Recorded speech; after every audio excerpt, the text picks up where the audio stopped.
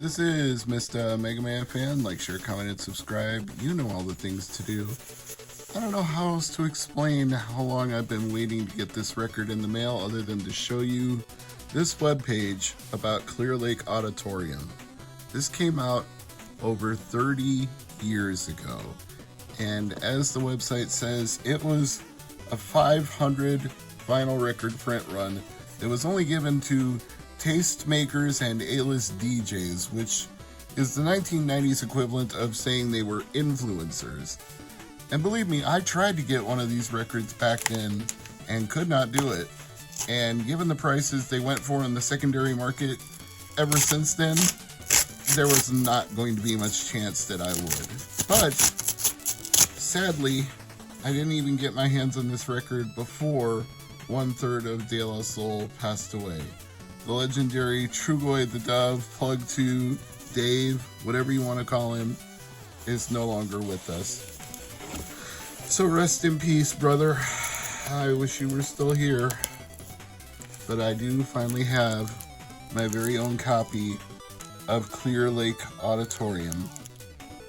And as described on the website, it is, in fact, clear with a light green tint. Clear Lake Auditorium. The reason I wanted this record so badly back then and even now today is because it had songs which were not on any De La Soul album.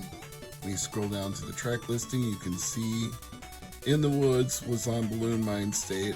I Am I.B. was also on that album. Shocking Female MCs featuring A Tribe Called Quest was not. Nor was Sticks and Stones, an old school superstar track featuring Tito from the Fearless Four, Grandmaster Caz, Whipper Whip, LA Sunshine, and Superstar. So this has been on my most wanted list for a really, really long time. And this anniversary edition that they released even has some clear liquid on the inside of the jacket. I guess it's Clear Lake in more ways than one. So let's go ahead and get this open and take a look at it.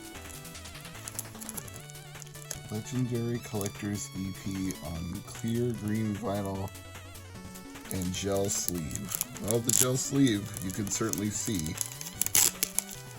I don't know if they came with a gel sleeve back in the 90s, but this version does. And this record was widely bootlegged. Even bootleg black vinyl was made of it, but I didn't want a bootleg. I wanted the real deal.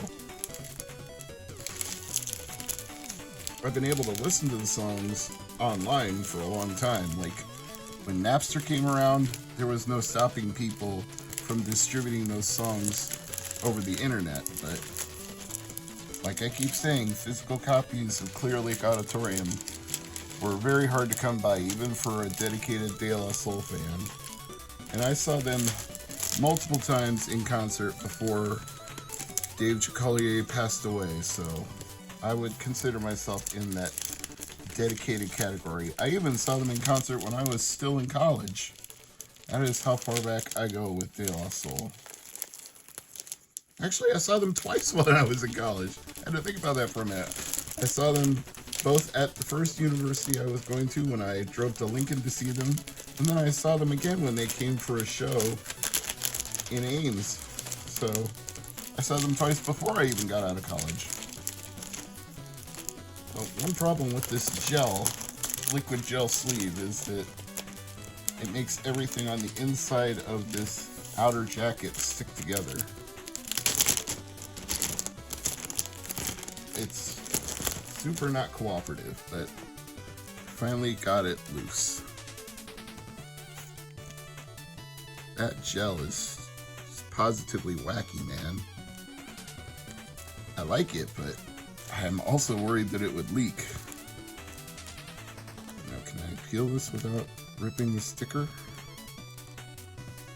I think I can. How about that?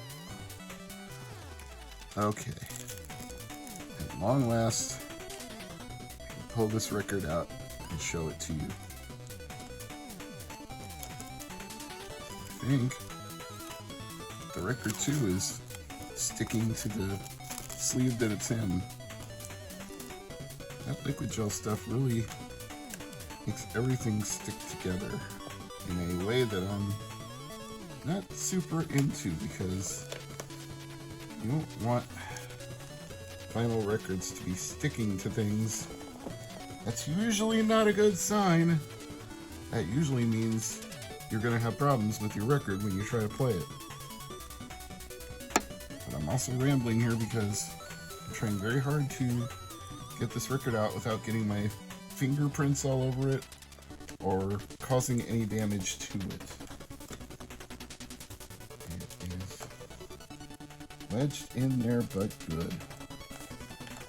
Maybe if I pull out the paper behind it at the same time. No, that's not really helping.